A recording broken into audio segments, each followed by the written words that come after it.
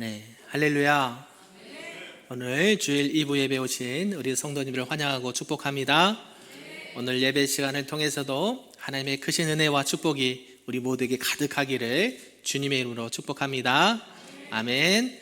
우리 옆 사람을 향긋하게 바라보시면서 우리 기쁜 마음으로 이렇게 인사해 보도록 하겠습니다. 사랑하고 축복합니다.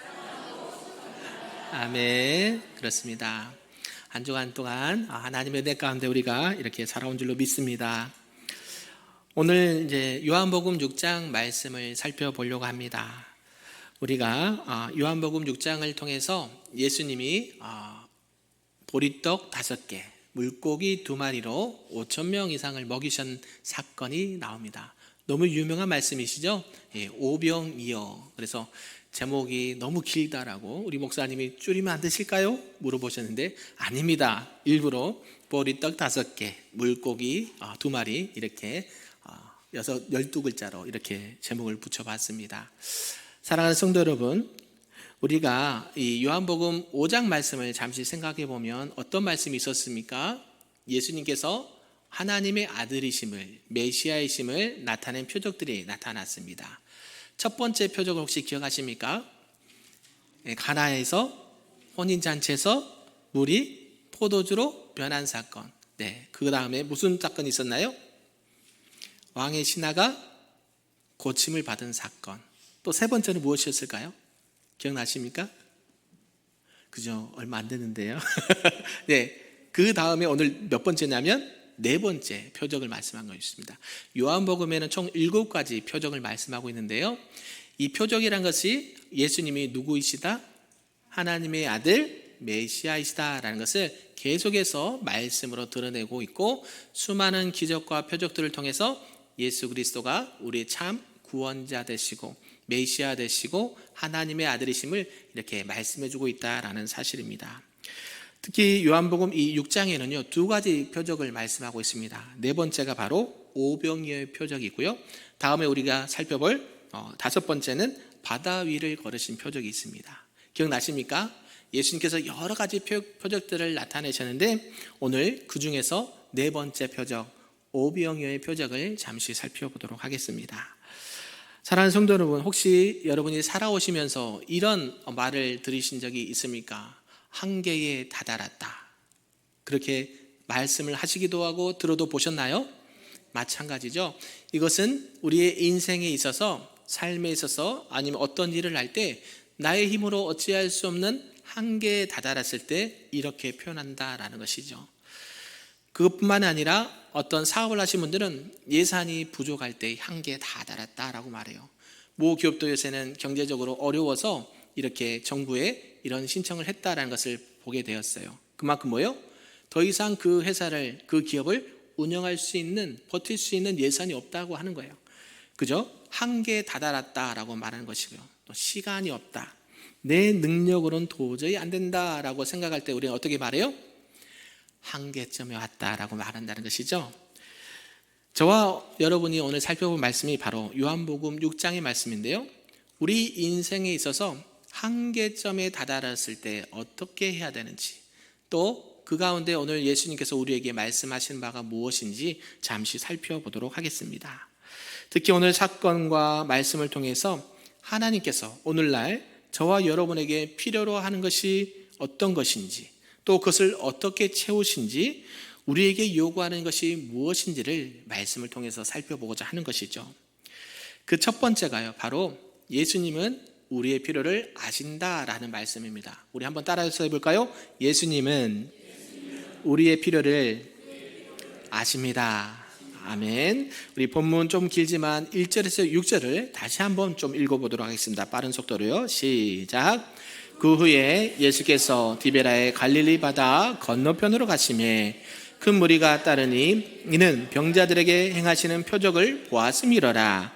예수께서 산에 오르사 제자들과 함께 거기 앉으시니 마침 유대인의 명절인 유월절이 가까운지라. 예수께서 눈을 들어 큰 무리가 자기에게로 오는 것을 보시고 빌립에게 이르시되 우리가 어디서 떡을 사서 이 사람들을 먹이겠느냐 하시니, 이렇게 말씀하시면 친히 어떻게 하실지를 아시고 빌립을 시험하고자 하심이라. 아멘. 오늘 말씀에 보면요, 그 후에 예수님께서 세 번째 표적을 마치신 이후에 예수께서 디베라의 갈릴리 바다 건너편으로 가셨다라고 말합니다. 그리고 건너갈 때 혼자만 간 것이 아니라 큰 무리가 따랐다라는 것이죠. 최소 몇 명이요? 5,000명. 우리 나중에 알고 있잖아요. 5,000명 이상의 큰 무리가 누구를 따라서요? 예수님을 따라서 지금 이동하고 있다는 것이고요. 이는 병자들에게 행하는 뭘요? 표적을 보았습니다 라고 말합니다.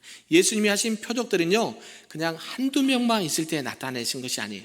가나의 혼인잔치도 사람들이 많았습니까? 적었습니까?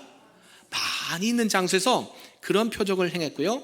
또 왕의 신하의 하인을 고칠 때 어떻게 해요? 많은 사람들이 어떻게 예수님이 하시는가 보면서 많은 무리 따랐다고 그래요. 지금 예수님께서 이러한 표적을 할 때에 누가 따라다녔어요? 수많은 무리들이 따라다녔다는 것이죠.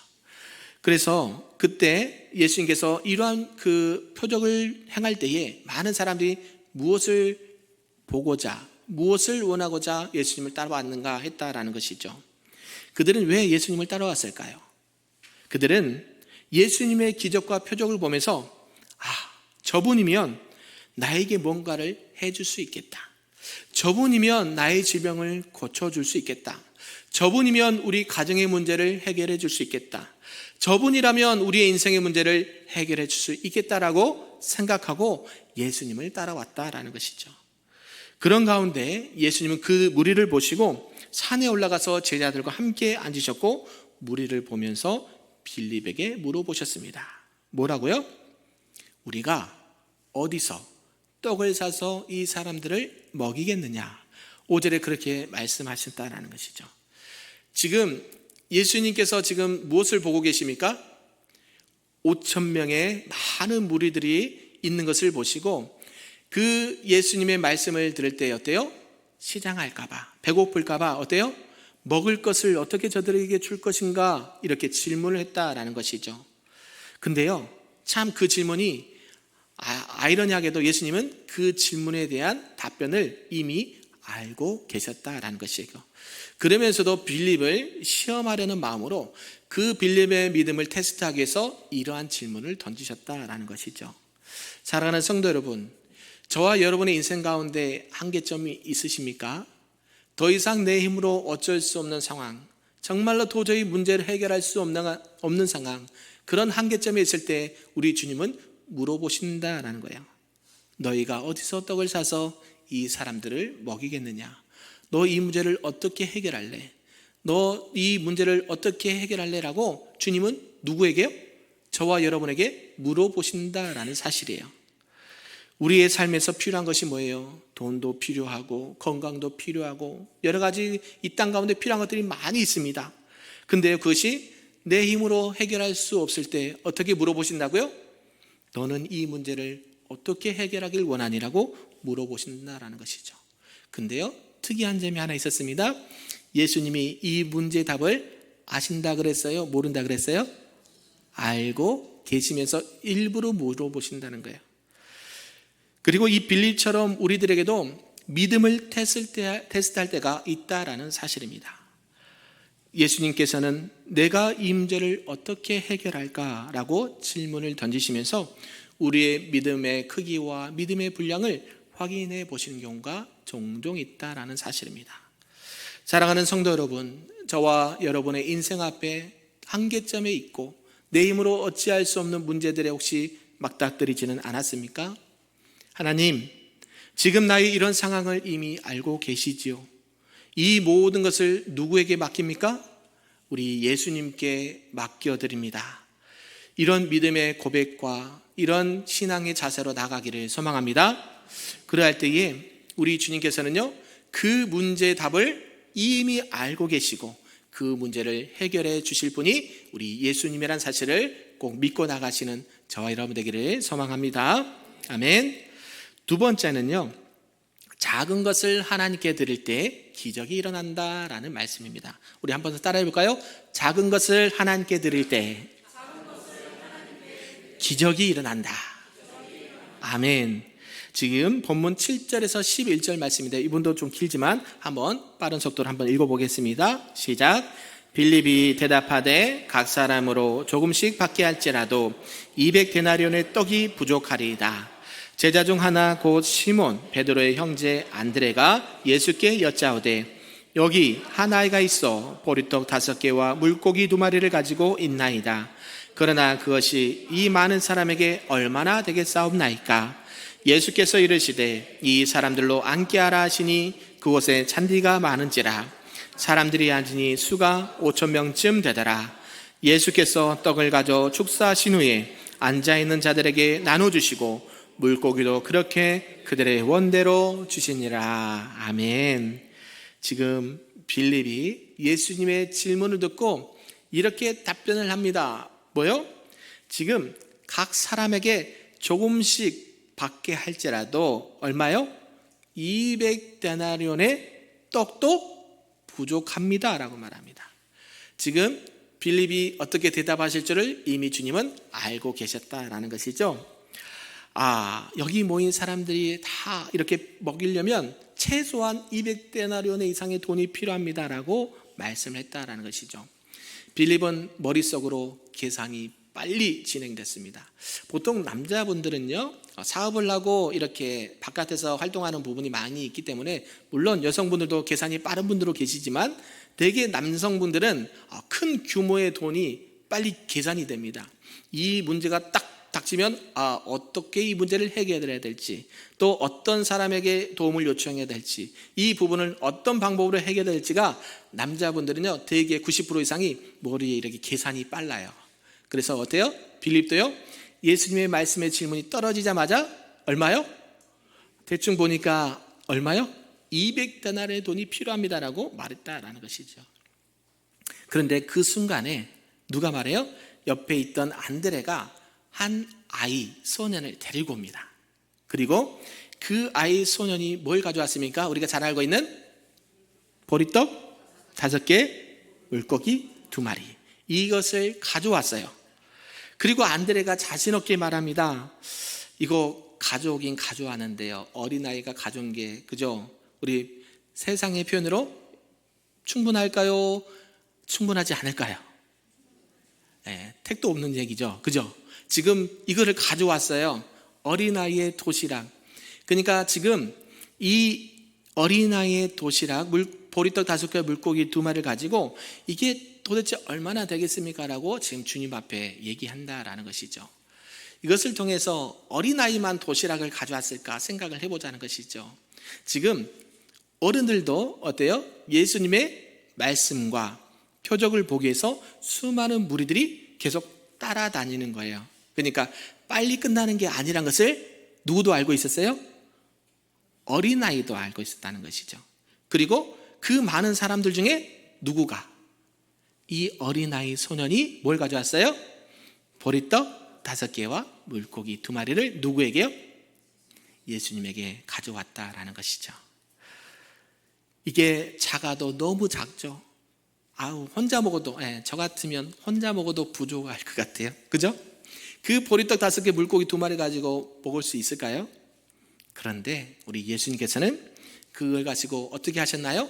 하나님께 기도하셨어요. 감사기도, 축사하셨다라고 말씀하시죠. 하나님 앞에 이것을 감사합니다라고 고백하고 기도하신 후에 몇 명이 먹었습니까?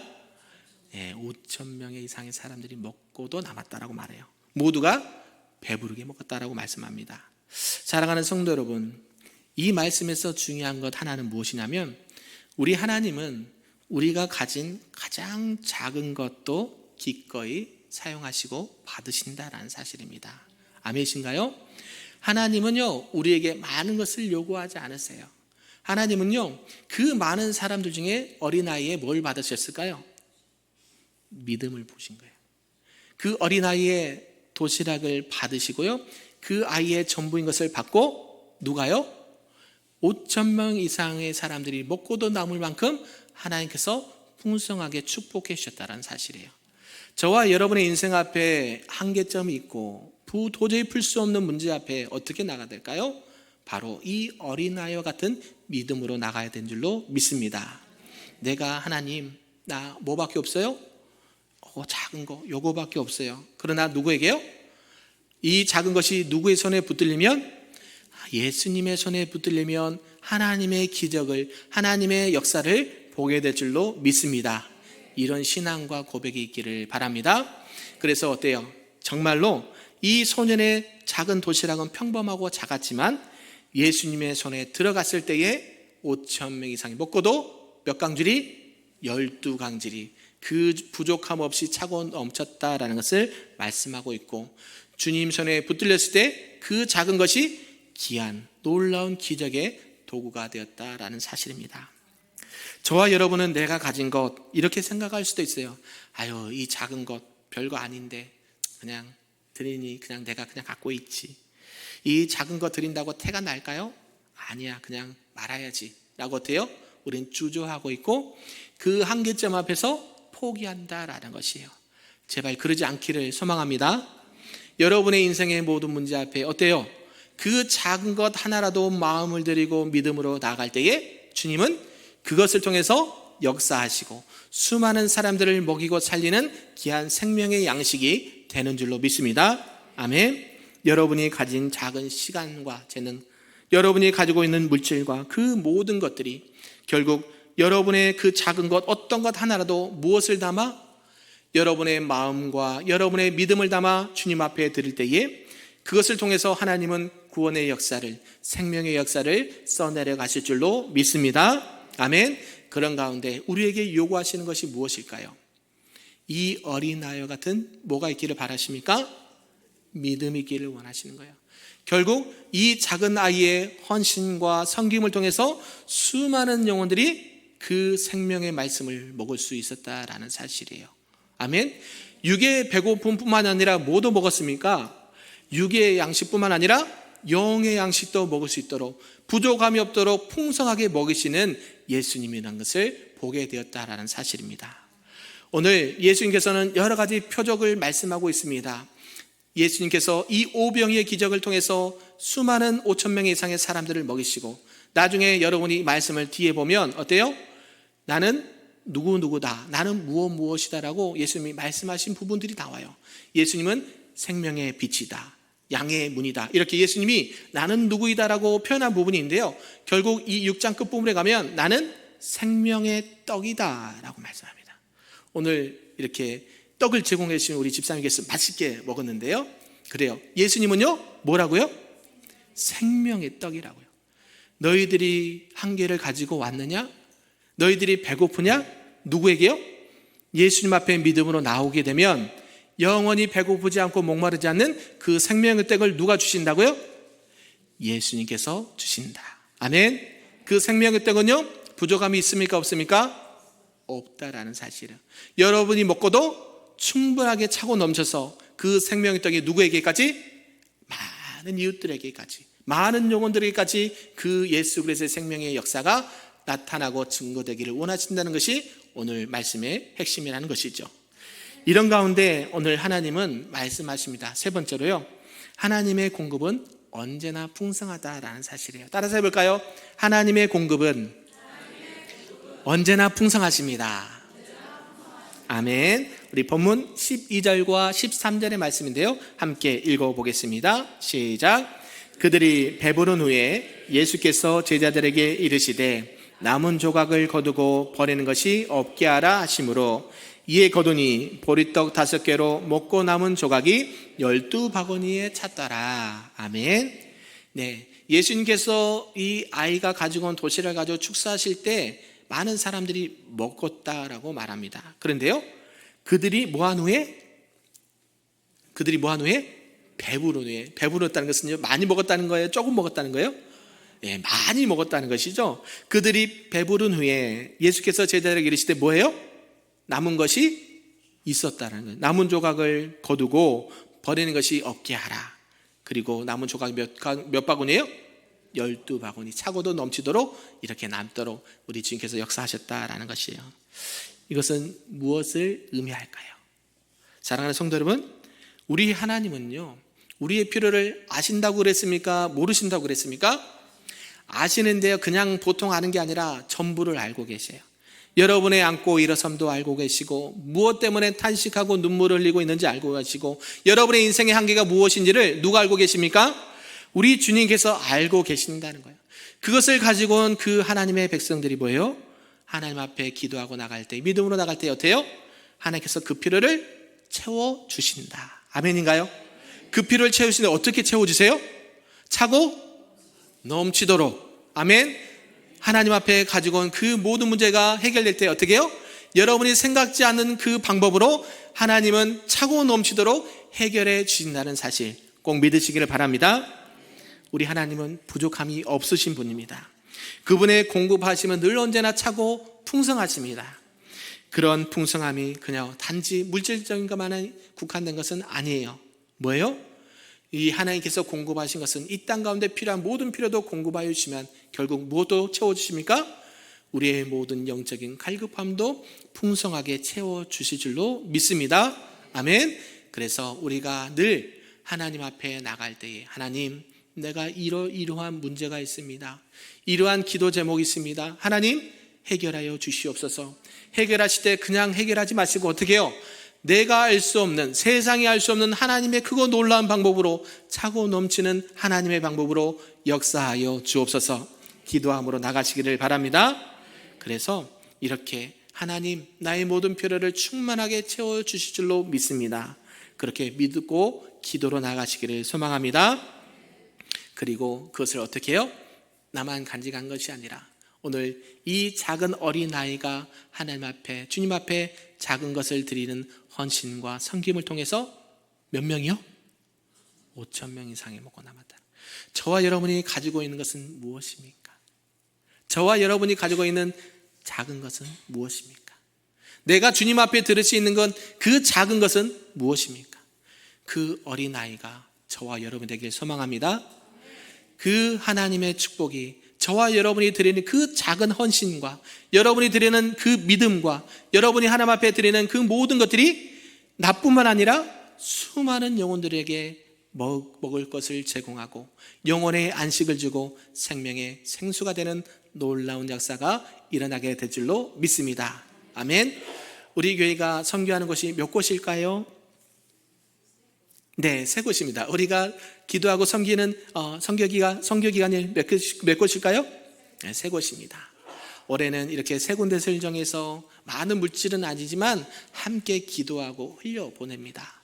이제 수요일마다 우리가 이제 설교를 듣고 강론을 듣고 잠시 짧게라도 이 선교기간과 선교지를 위해서 기도하려고 합니다.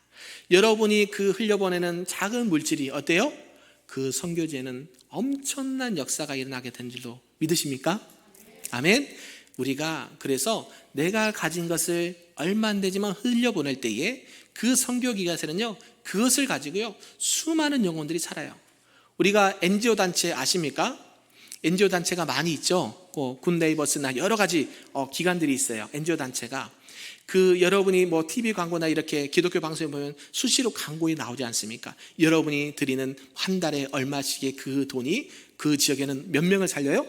최소한 몇 명 이상을 살린다고 맨날 홍보해달라고 후원해달라고 광고하지 않습니까? 그렇죠? 그게 사실이에요? 아니에요? 사실이에요. 여러분이 드리는 그 10,000원 한 장이, 여러분이 드리는 그 1,000원 한 장이 그 가정에는 한 달을 살 수 있는 양식이 되고 그 사람이 하루를 살 수 있는 양식이 된다는 거예요. 얼마나 귀하고 복된 거예요. 여러분은 그냥 커피 한 잔 안 마셔도 살 수 있죠? 아닌가요? 커피 한 잔 안 마셔도 살 수 있죠? 네, 마찬가지예요. 여러분이 하나님 앞에 드리는 그 작은 것이요 어때요? 수많은 영혼을 살릴 수 있는 그 씨앗이 된다는 사실이에요. 저희 교회가 8월 달에 단기 선교를 가려고 기도하고 있습니다. 우리 큰빛교회가 45년 역사가 있는데요, 이제까지 많은 기간을 후원하고 기도했지만 직접 가서 선교를 해본 적이 없다고 해요. 그래서 제가 강력하게 우리 장로님들과 우리 어른들에게 이렇게 간곡히 부탁을 드렸습니다. 올해는 꼭 가야 합니다. 아멘이신가요? 꼭 가야 합니다. 어떠한 수단과 방법을 동원해서라도 꼭 하나님이 기뻐하시는 것을 해야 합니다 라고 제가 부탁을 드렸어요. 우리가 교회 재정이 넉넉지 않은 것 누구나 다 알고 있습니다. 그럼에도 불구하고 개인 부담과 함께 한 사람에도 얼마씩 후원하면서라도 단기 선교를 갈 수 있도록 그 길을 열어줘야 된다라고 말씀드렸어요. 왜 그랬을까요? 그 한 사람이, 우리가 가면 얼마나 가겠어요? 많아야 10명이거든요. 최소 5명에서 10명 가는데요, 그 한 사람이 직접 가서 그것을 그곳에서 땀을로, 눈물로, 기도로, 물질로 심으면 어떤 역사가 일어나게 될까요? 여러분이 상상을 초월할 정도로 수많은 영혼들이 예수 그리스도를 믿는 역사가 일어나게 된 줄로 믿습니다. 그 씨앗이 있기 때문에 오늘날 우리 한국교회가 있는 줄로 믿습니다. 우리 한국교회는요, 120년 전에 정말 척박한 땅이었어요. 정말로 선교사님이 들어왔을 때 도저히 가능성이라고는 단 0.001도 없는, 정말로 세상에 이 빛이라고는 볼 수 없는 정말 폐허가 됐고, 정말로 사람들은 가난에 찌들려 있고, 남자들은 어때요? 술과 도박과 여러 가지 중독에 빠져서 가정을 돌보지 않고, 여자분들은 어때요? 가정에 남편과 아이를 정말로 그 가정들을 살리기 위해서 애를 쓰는 모습들을 보면서 어때요? 언더운드 선교사님이나 토마스 선교사님이나 수많은 선교사님들이 어때요? 한국 땅에 왔더니 도저히 그 나라는 희망이라는 것을 볼 수 없었다는 거죠. 그러나 언더우드 선교사는 이렇게 말하죠. 부활절 아침에 와서 이 대한민국이 땅이, 이 조선 땅이 나중에 하나님의 역사로 생명의 열매가 많이 맺어지기를 원합니다라고 기도했다는 거예요. 마포구, 서울 마포구 합정동에 가면 양화진 선교사 묘원이 있습니다. 다녀오신 분들 계실 거예요. 그곳에 가면 많은 선교사님들이 이렇게 안장되어 있는 묘지가 있습니다. 그곳에 가면요, 수많은 각 교단마다, 각 지역마다 예수 그리스도의 복음을 전하기 위해서 이 땅 가운데 오신 선교사님들의 묘역이 있어요. 근데 안타까운 건요, 부모 따라서 온 자녀들도 있다는 거죠. 그죠? 부모가 가면 자녀도 따라가잖아요. 자녀들이 왔는데요, 풍토병으로 아니면 여러 가지 질병으로 해서 생명을 이렇게 위급함을 느끼고 제때 치료받지 못해서, 그때 당시에 약이 제대로 공급받지 못해서 죽은 그 어린 선교사님 자녀들이 또 있어요. 그곳에 가면 그런 무덤도 있어요. 그런데요, 그분들이 어떻게 했어요? 선교를 멈췄을까요? 아니요, 멈추지 않았어요. 그들이 죽었어도, 내가 이 땅 가운데 묻혀서도, 나에게 100가지 영혼이, 100명의 영혼이, 100가지의 영혼이 있더라도, 내가 죽어서 다시 태어나더라도 나는 어디를 위해서? 조선 땅에서, 이 척박한 땅에서 하나님의 복음을 전하겠다라고 순교를 각오한 많은 선교사님들이 계세요. 저와 여러분이 기도하시고 나에게 있는 작은 것을 하나님 앞에 드리기를 원합니다. 그럴 때 어때요? 하나님께서는 30배, 60배, 100배 생명의 열매를 맺게 하신 줄로 믿습니다. 그래서 우리가 기도할 때에 선교뿐만 아니라 전도도 마찬가지죠. 우리가 이제 전도연 오늘 모임도 가질 예정인데, 전도도 왜 해야 되나요? 전도를 해야 되나요? 말해야 되나요? 해야 되는 거예요. 왜요? 물질을 생각하면 못해요. 그러나 우리에게 주신 사명이 뭐예요?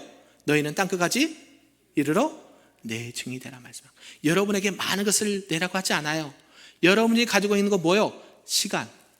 여러분이 가지고 있는 거예요. 기도. 하실 수 있잖아요. 여러분이 드릴 수 있는 거 단돈 100원이라도 드릴 수 있잖아요. 커피 한 잔값 맡기면 할 수 있다는 거예요. 지금 하나님께서 우리 교회에게 요구하시는 게 뭐예요?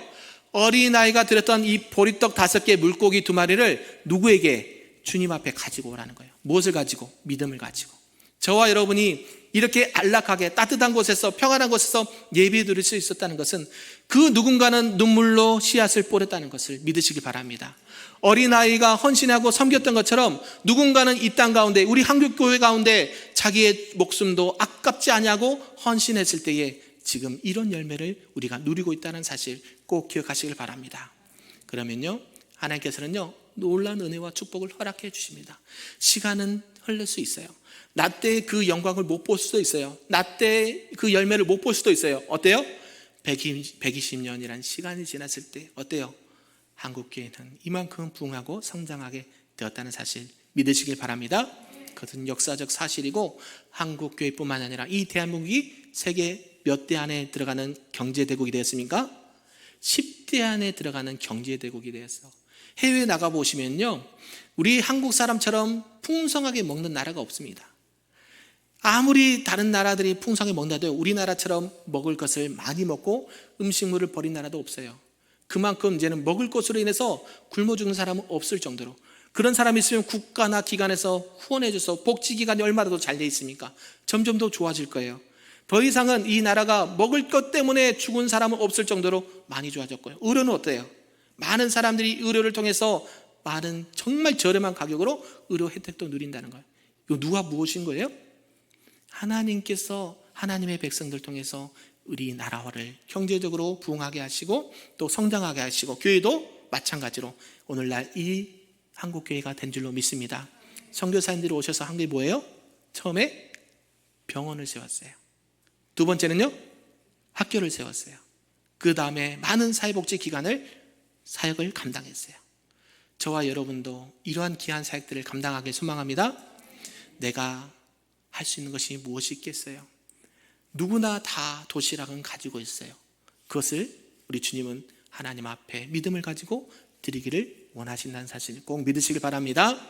오늘도 하나님, 이 보리떡 5개와 물고기 2마리를 통해서 우리에게 요구하신 바가 무엇일까요? 하나님, 내가 가지고 있는 가장 작은 것이 무엇일까요? 내가 믿음으로 이것을 드리기를 원합니다.